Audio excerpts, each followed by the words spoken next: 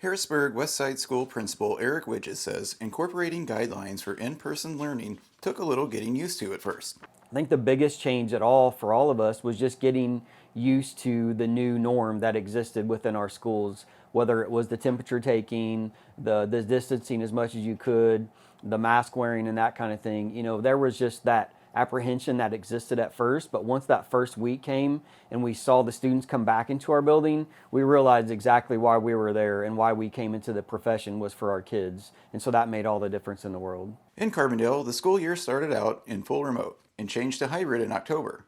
But then the positivity cases started to increase, forcing them to switch back to full remote in November. This year has been a year that, unlike any other that we've ever had in the history of education.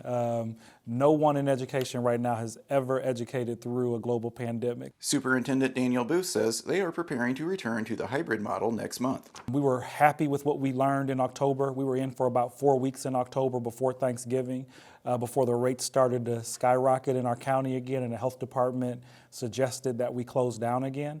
But those rates are back down, and we've got teachers getting vaccinated right now, and we're planning to come back February 1st and hopefully to stay in at that time. One of the first hiccups both districts experienced was how to get everyone connected remotely. We're a pretty rural community, and so connectivity was an issue. We've reached out to parents and guardians trying to offer them hotspots, but even with those hotspots, we still had connectivity issues with those kids not able to connect to the internet, therefore having issues with Chromebook connection to our platforms. And so that was probably the biggest challenge with e-learning in our community, was the connectivity portion of it.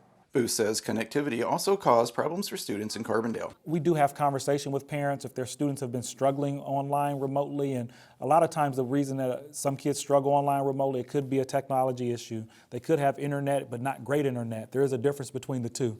It's not just everyone having internet, it's having good internet. Slow internet or no internet has caused some students to fall behind, and Widges says they're helping students every way they can. We've discussed numerous avenues. We're doing a tutoring session in the afternoon for identifying kids are at risk, bringing them back into school or keeping them at school for extended tutoring hours and some interventions to put in play for help them. While in full remote, struggling students in Carbondale meet in smaller groups or one-on-one for extra instruction in the afternoon. And that smaller group work is where you can't hide.